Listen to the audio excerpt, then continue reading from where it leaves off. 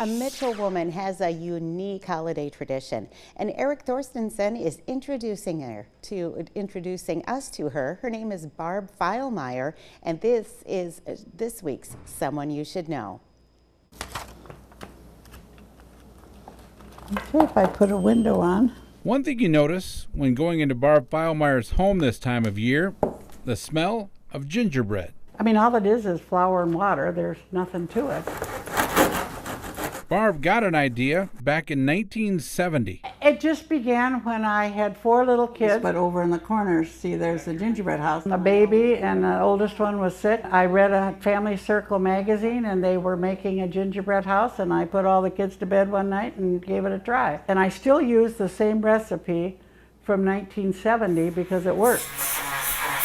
And every year since then, she's made a different one. By the way, this is my 54th year making gingerbread houses. And there are pictures of all of the gingerbread houses in this book. Many are modeled after other buildings. When the kids were all, at home, I just made a house. Well, then after the kids left home and I retired, I got carried away. Sometimes if I travel for someplace, I was lucky enough to go to Rome. I did the Vatican.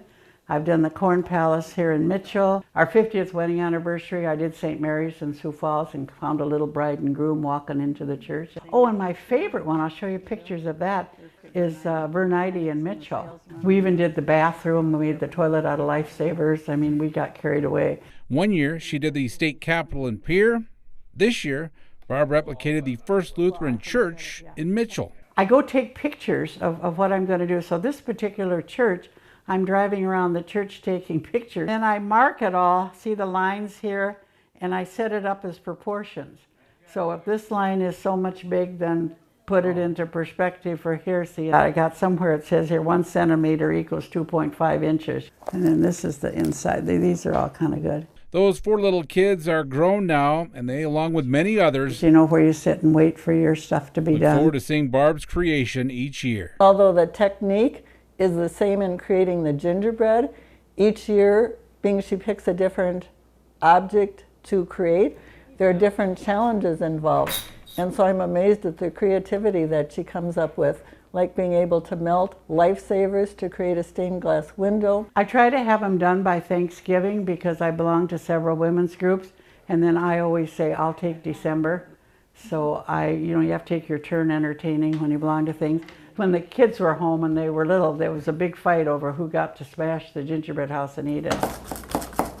I've done this so long in Mitchell, people are always asking me, what are you doing this year? And then the sugar cubes are the steps. Yeah, it's just fun that I was putting together. In Mitchell, Eric Thorstensen, Dakota News Now. Half a sugar cube, a full sugar. And right around Christmas time, this year's gingerbread house will be brought to the First Lutheran Church in Mitchell, just like her state capitol creation ended up going to Pierre a few years back. If there is someone that you think that we should all know, we would love to hear from you. Please email your nomination to news@dakotanewsnow.com. And we'll be right back.